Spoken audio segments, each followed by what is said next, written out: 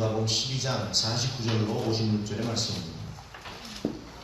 누가복음 12장 49절로 56절 말씀.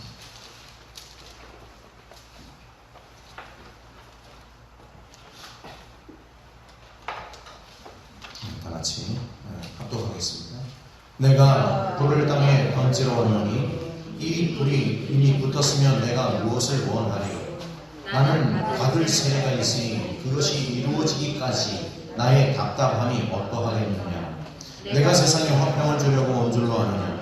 내가 너희에게 이름을 아니라 도리어 분쟁하게 하려 함이로라.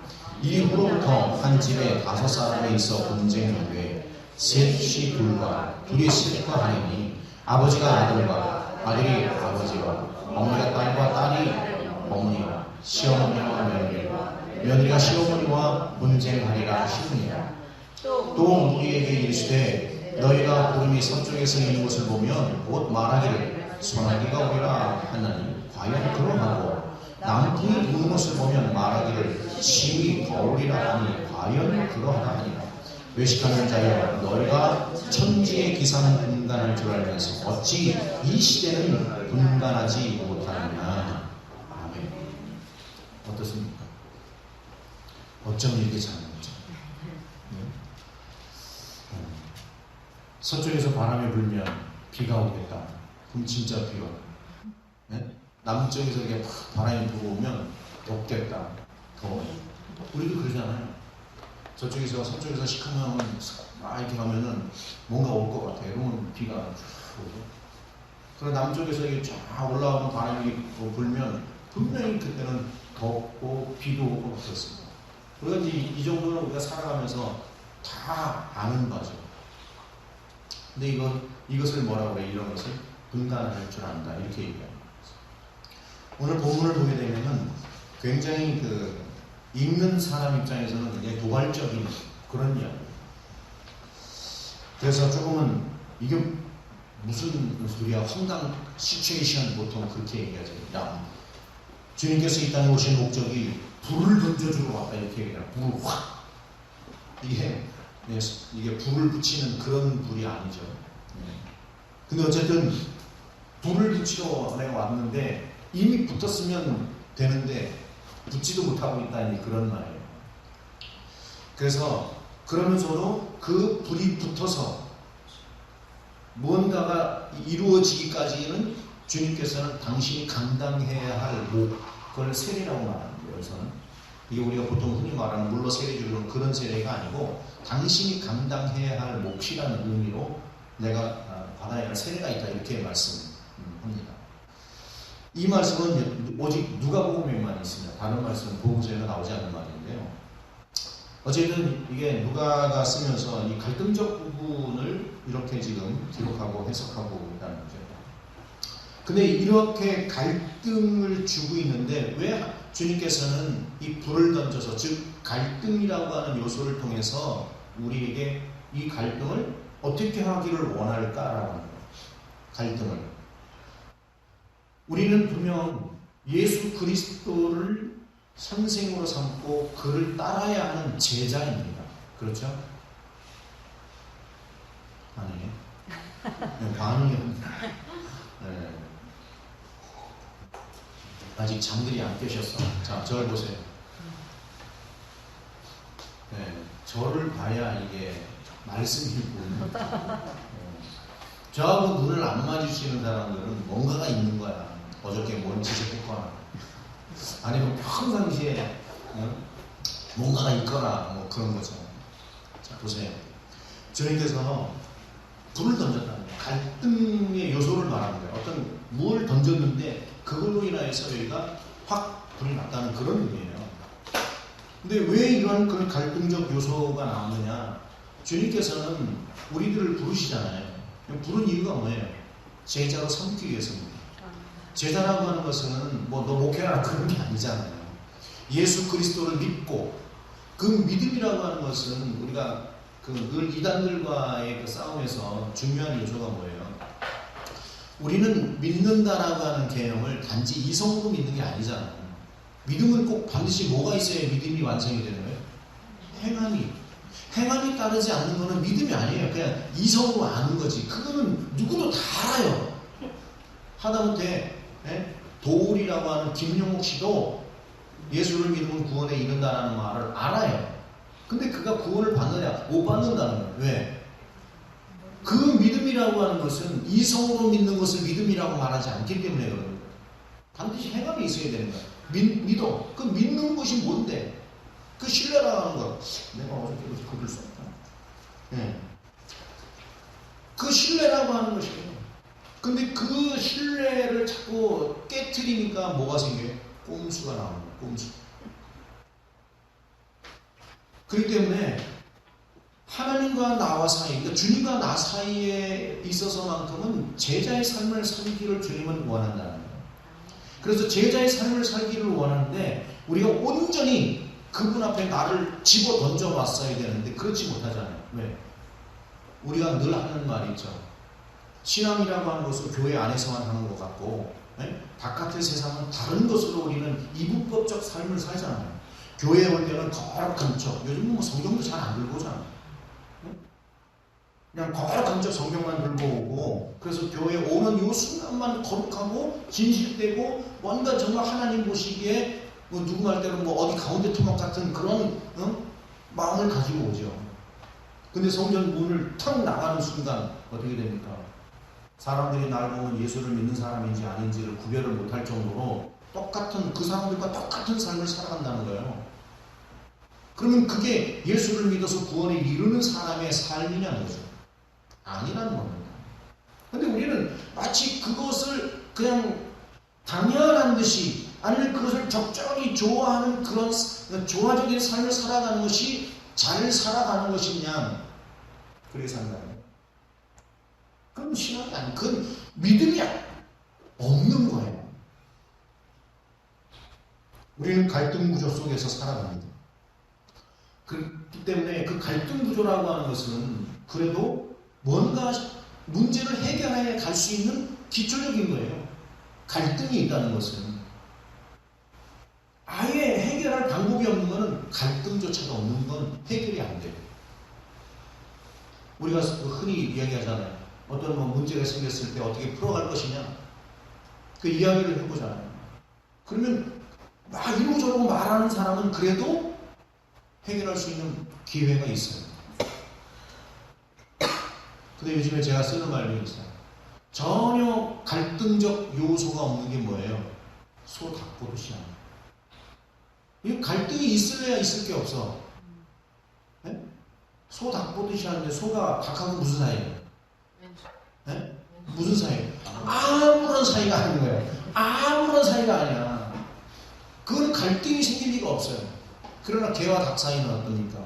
적대적 관계죠. 네? 서로 물고 물리는 그런 관계잖아요. 근데 소와 닭은 적대적 관계가 아니야. 서로 아무런 상관이 없는 사람, 애들이야. 그래서 같이 먹이에 들어가도 신경도 안 써. 그러나 갈등이라고 하는 것은 소와 개와 닭 같은 거예요. 그건 갈등이 생깁니다.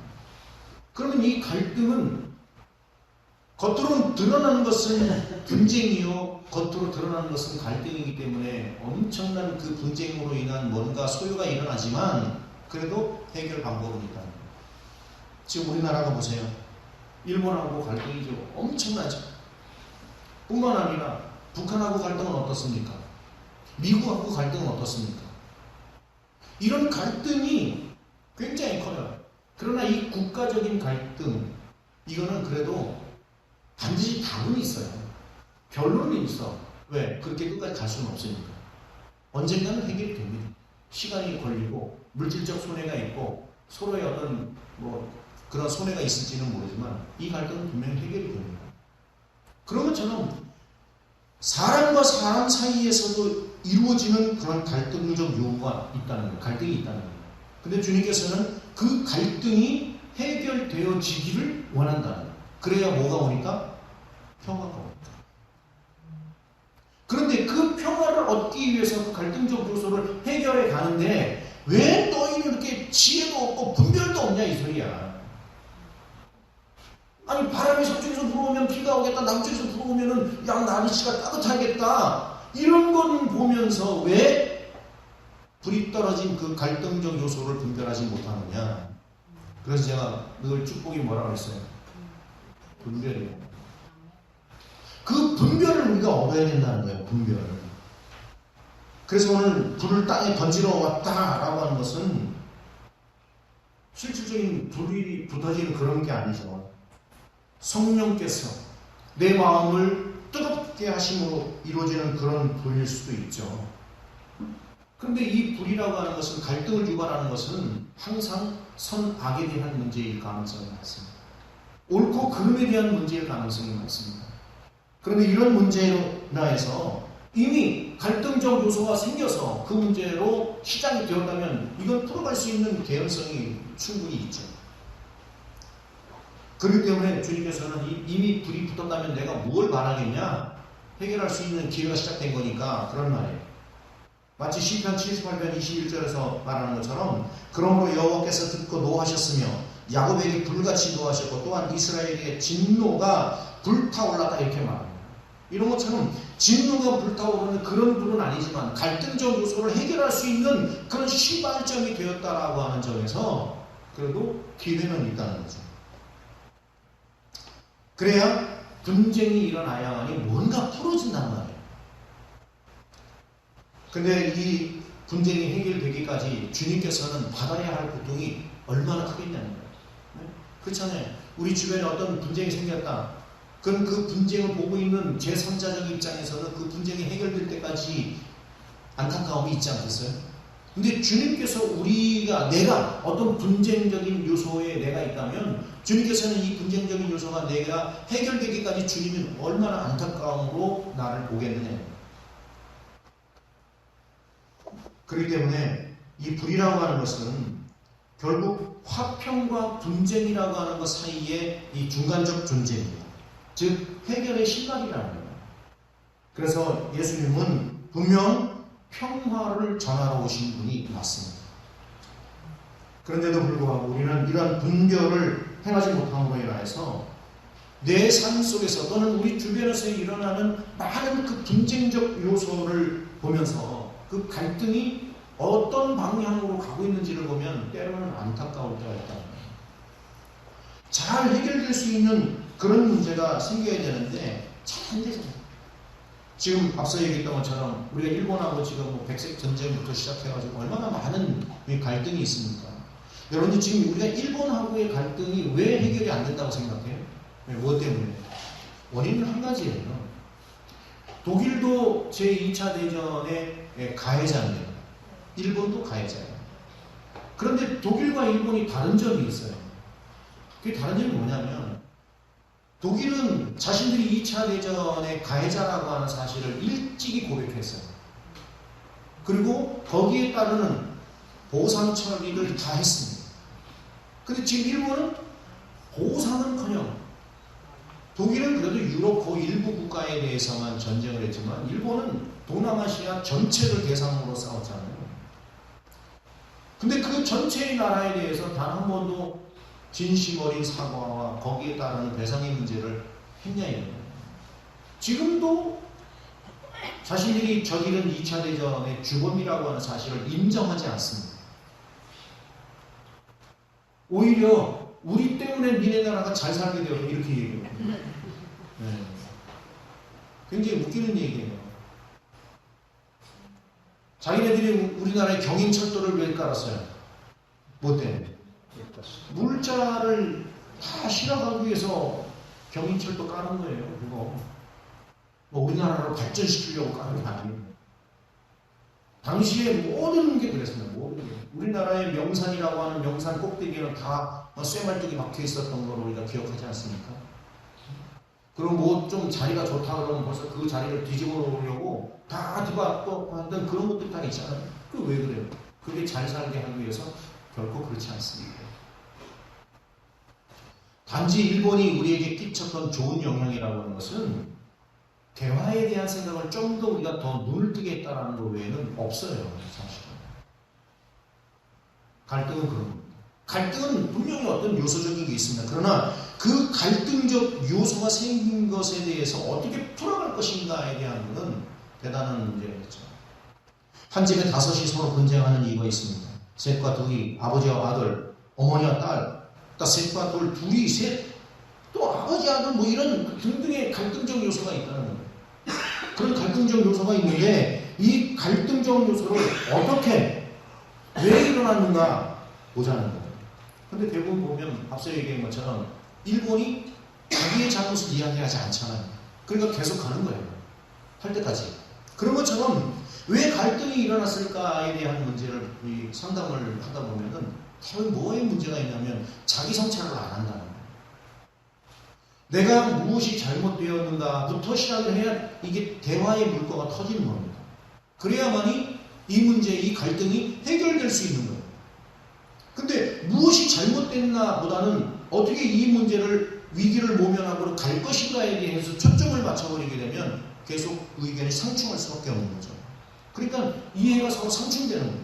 그래서 반목이 생기고 그 반목은 결국은 신뢰를 잃어버리게 됩니다. 그리고 가장 큰 이 갈등의 원인은 이기주의가 갈등입니다. 일본도 지금 그 상태 아닙니까? 자기가 세계 제1의 나라라고 하는 그런 이기주의가 있어요. 전혀 상대방 입장에서가 아닌 자기 입장에서 바라보는 그 시각 때문에 이 상충이 되는 거죠. 자꾸 부딪힙니다. 그러니까 부딪히면 반목이 생기죠. 반목이 생기면 신뢰가 깨집니다. 오늘 누가복음 23장 34절에 보면 예수께서 이르시되 아버지 저들을 사하여 주옵소서 자기들이 하는 것을 알지 못함이니이다 이렇게 말합니다. 결국은 내가 무엇을 하는지를 알아야 어떤 무언가를 풀어갈 수 있어요. 그런데 알지 못하니까 예수를 십자가에 달고 있으면서 그것이 무엇인지를 알지 못하기 때문에 죄라고 하는 인식을 가지지 못하는 거죠. 그렇다면 갈등을 어떻게 봐야 될까? 부정적인 것인지 긍정적인 것인지, 해결의 실마리니까 긍정적입니까? 아니면 갈등이 분쟁의 시작이니까 부정적인 겁니까? 이건 어떻게 해결하느냐에 따라서 부정이 될 수 있고 긍정이 될 수도 있는 거예요. 이미 불이 던져졌다고 이렇게 말합니다.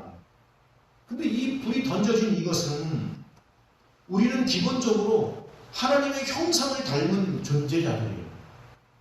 형상을 닮았다는 것은 모양만 닮았다는 얘기가 아니잖아요. 하나님의 신성을 우리도 유전적으로 가지고 있다는 겁니다. 그렇기 때문에 외적인 어떤 요소에 의해서 부정적인 것에 대해서 내적인 것은 부딪힘이 생기는 거예요. 근데 이 부딪힘을 이기는 자와 지는 자가 있겠죠. 지는 자는 어떻게 됩니까? 부정적인 것을 외적인 어떤 부정적인 요소에 대해서 내가 져버렸어.